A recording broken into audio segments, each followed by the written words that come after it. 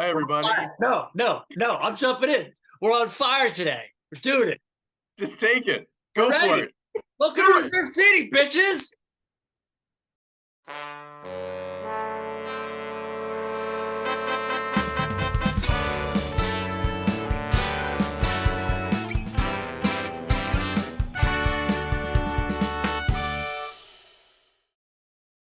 All right. Are the credits over yet? The credits are over. Go ahead. Okay. Hi. It's Reserve Seating Week 2, Summer 93, retrospective month. We're talking about Searching for Bobby Fischer, directed by Steve Zalian. It was his first movie. He has kind of a short career as a director. He did a Civil Action and All the King's Men, a remake with Sean Penn. But he's got maybe the best screenwriting credits I've ever seen. Yep. Because he in the same year that he wrote and directed Searching for Bobby Fischer, he wrote Schindler's List. Yeah. He's also written Moneyball. Yeah. And he's written The Irishman. Yeah. This is a movie that I had seen on cable over the years. I probably didn't see it in 93. I probably saw it in 94 when it was making the rounds on like HBO and stuff like that.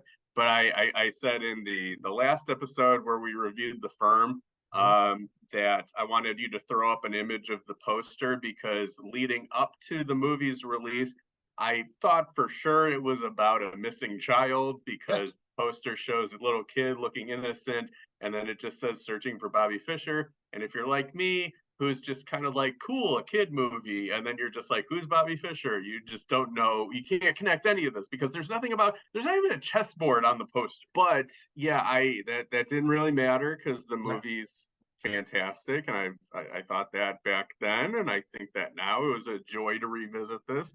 I texted you. I had two observations that I wanted to talk about. And this is just like the simple pleasures of cinema type of observations. One is I was like, what is this cinematography? It's like one of the best looking movies I've ever seen. 100%. And then I looked it up and it was Conrad L. Hall. So it makes total sense why it's a great cinematography. But like to take a movie like this with its, I would say, in the scale of the movie, it's important, but like in the scale of all movies, it's kind of a modest subject matter, but it looks like so cinematic and important and everything like that. And I think that really kind of imbues the movie with kind of a gravitas that might not have other had if it was shot more in a basic way. And then also, I love this as a sports movie because there's something that's just inherently cinematic about hearing chess pieces slammed and clocks hit and the rush of it and everything like that. So I've never played chess before, but it makes me want to play chess like immediately. Especially if you got Lawrence Fishburne, 1993 Lawrence Fishburne, just egging you on. Come on, get me. You got me. Go. It was brilliant. I don't mean this as a pejorative because I like all Lawrence Fishburne, but there's something about early Lawrence Fishburne, like from maybe like I don't know where I would start it, but like around this time with like Boys in the Hood, Deep Cover, Searching for Bobby Fischer, leading up to Higher Learning and stuff like that. He's just like one of the most exciting actors you could watch in a movie. I think this is like punk rock, like Lawrence Fishburne before he realized he had so much gravitas. Where you get like Matrix Lawrence Fishburne, where he's holding scenes together just with his energy, where he's a little more stoic, you know what I mean? Like a little bit more sort of like, I'm going to boom with my voice. This one, he's just like, he's wearing fingerless gloves and he's just rocking out and it just rules. So my great uncle and my uncle, those two guys were really big movie fans, and they would always tell me about actors and movies as I was growing up. So like even as a kid, I kind of knew about actors who were in adult movies, like grown-up movies.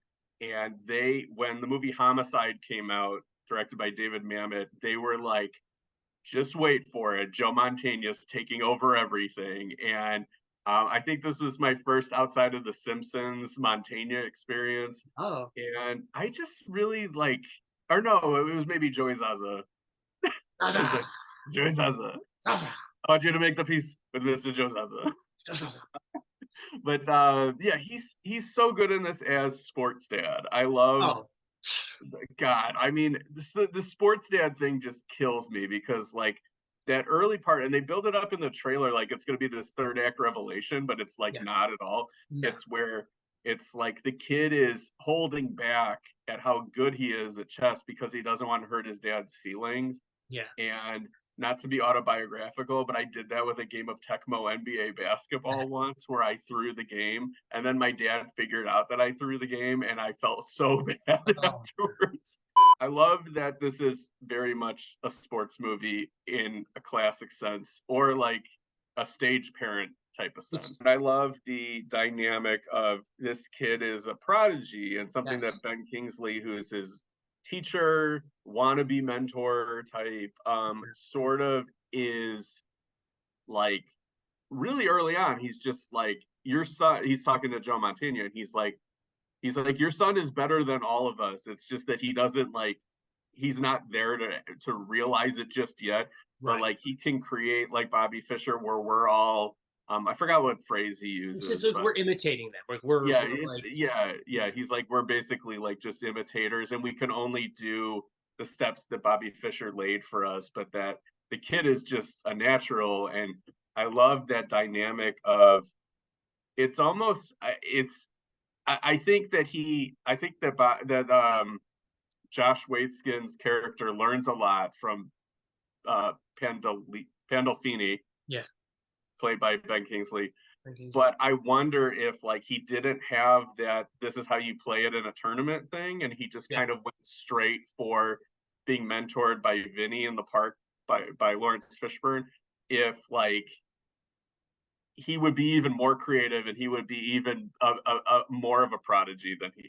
that's a different movie, I think, and that's Yeah, another way that movie could have gone. I love at the end that it's both of them. That he kind yeah, of needs both. He needs yeah. Vinny It in is the the park, yin and the and he yang. needs Ben Kingsley. He needs both of those things, and they're so fun. Just as a teacher too, like I've related a lot to Ben Kingsley character because it's like Ben Kingsley is clearly projecting a lot of his stuff, like Oh my God, yeah. his insecurity and his like lack of his sort of failed ambitions and all that. And I definitely feel sometimes as a teacher where I'm like, if I'm correcting a student or I'm trying to guide a student, I'm like, am I doing this right? Am I putting myself onto him? Am I or her, or am I saying the right thing? Am I pushing him in the wrong direction? And I definitely saw a lot of like Kingsley's sort of reliance on the structure of like this is how we do it. Like I love the scene where um he brings Montaigne to the chess tournament, and he shows like the results where he's like, look, these guys go nuts, like these guys will lose it, and if Mhm. you want your son to go down this path, know that this is what the establishment version of this is what being a major league baseball player in chess is. Yeah. And if you're ready for that, that's great. But if not, get out now. But I love that Montaigne then goes back to him. He's like, you want me to see this. You want me to say yes anyway, though. Like, that's what you want. Like, I love that. That calculation is so interesting. It adds so many unspoken layers to Kingsley's character in this. And I think it's a wonderful way to approach that character. Yeah, and I really love there's two moments in this movie that just destroy me. One is like it's kind of an Oscar clip type of monologue, but Joan Allen sells it so well. But basically where she's like, I'm not gonna let you beat the decency out of this kid Yeah. because he's just an inherently nice person. Mm-hmm. And they want him to develop this killer instinct, which he does have. It's just that he he he has it the best of both worlds. He can like realize it and then calibrate it, Which is what which makes him better than both the Lawrence Fishburne character and the Ben yeah, Kingsley character. yeah, and it culminates when he's playing like Muppet Baby Commodus from Gladiator. Um, it's just such a cool gesture. He's like, Yeah. I could cut your. He doesn't say this, but it's basically like I could cut your throat, but like I'm gonna like let you take the knife away from me if you want When to. so when he offers him the draw, right? Yeah, You see, yeah, it's don't move until you see it. Don't move until you see it, which is a line that so my buddy Mike and I watched this movie. I think I watched this first with him when I was a kid, and we always yeah. sort of praised back and forth. And one of the lines I quote the most is "Don't move until you see it. Don't move until you see it. Don't move." Like, and Yeah. it just applies to anything. Like I'm like, cooking chicken on a pan. I'm like, "Don't move until you see it." And the moment where he like, I don't see it, I don't see it, I don't see it, and then he sees it, and then he offers the kid the draw. Because you Yeah. see him go through all this, you're just like, oh my god, like you can't even. It's like Yeah. the perfect, combination of all the things, and like it's what makes Zalian a great writer. It's what makes these character archetypes so interesting in this particular use of them, and it makes this a great sports movie in a way that not a lot of sports movies can be. And then the other moment is just when the kid, Josh gets psyched out by Muppet Baby Yeah. Commodus. Even before he plays him, he just decides it's just like a neurosis. It's like I see this kid and I just believe for whatever reason that I can't beat him. And then I'm going to disappoint everybody.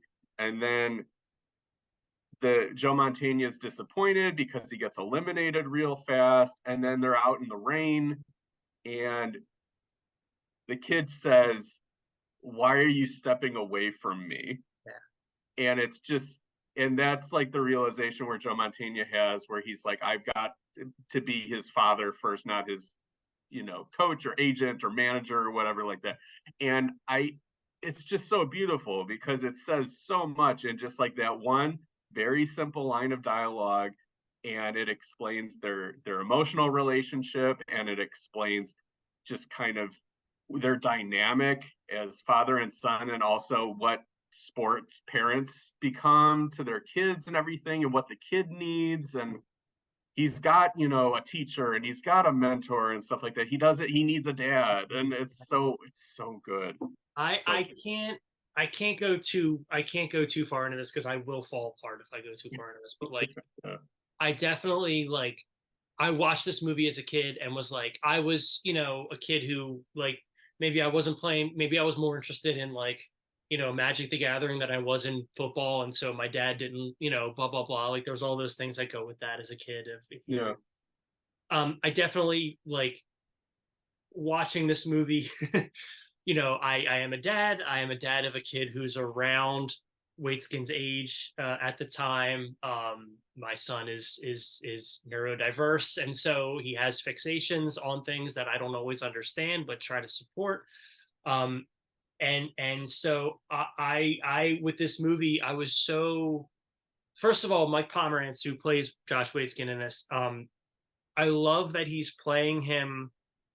I mean, he's playing him autistic. I mean, he's playing him in a way that is not cute kid leading kid Jonathan Taylor Thomas performance, right? Mhm. That's not what the role calls for. The role calls for a kid who is quiet and decent and focused, and he mumbles a lot of his dialogue, and he's unassuming, and Yeah. I can see that not being a big box office draw, but it's so important for the character because that's who those kids are. You know what I mean? And and that's something that like I'm watching this movie and I used to watch this movie relating to him. Now I'm relating to Joe Montana's character, and I'm going Yeah. like, this is exactly what it's like. You want to guide them, you want to support them, you want to understand them, you want to, you want to like. I love his relationship with baseball, where he's like trying to get the kid into Hmm. baseball, but as soon as he realizes he's into chess, he is just like, I love that the movie doesn't ever go for that cheap like, well, I want you to play baseball. I don't like this chess shit. Yeah. I Yeah. love that Montana's character is immediately like, no, chess is our whole lives now. That's what our lives are going to be. And that's, I mean, I so totally, it's like the minute you find out your kid is into something, it's like, okay, then that's just what we do now. That's Yeah. what we do. And that's what it's going to be. And I love that the drama in the movie doesn't ever come from some kind of sort of, I don't know, just bullshit like dad son. I'm not as like masculine as my dad. Like it's so much deeper and richer and more interesting than that. It's so much more about the dad's struggle, and I love that so much. I thought that was a brilliant way to approach it. Yeah, and also, I don't know if this is true in real life of Joe Montana's character, but um, I mean, he's a sports writer for I think the Yankees at the beginning of the Yeah. movie, and it makes sense that he just wants to cultivate and support kind of greatness and Right. just raw natural talent. Like that's something that, if you're in the field of sports, and one thing I was reading about Josh Waitzkin was just in real life is he played like every sport. Like so he was a master at chess, but like he played baseball, he played football and everything like that. And it makes sense. Like, like if you're that good at strategy and gamesmanship and Right. competitiveness and stuff like that, like it's almost like great because it's just like, oh, he's not going to turn into the Austin Pendleton character Yeah, I where mean, literally. and that's even sadder because he's not a natural. He's just trying to emulate Bobby Fischer, and like he's beating his head against the wall because he doesn't have any other outlet in his life. Yeah, so anything else on Searching for Bobby Fischer? I mean, again, this is one of those movies where we could just go, just 1,000% into it. But I love this movie. I don't want to say that this is one of those movies that's like forgotten, but it's definitely not a movie I hear talked about a lot. So if you haven't Yeah, seen Searching for Bobby Fischer, if you're looking for a good sports movie, if you're looking for a good non-conventional sports movie, really recommend it. it should go up on Netflix because if it would be like the #1 movie on Netflix, Yeah, and then it would get rediscovered. So next week we're gonna continue our series. We'll have a special guest, Rosalie Lewis, with us, and we're gonna talk about one of my faves from summer '93, the Wolfgang Peterson thriller In the Line of Fire with Clint Eastwood, John Malkovich, and Rene Russo. So until next time. don't move till you see it. It being the seats that are reserved. Yeah.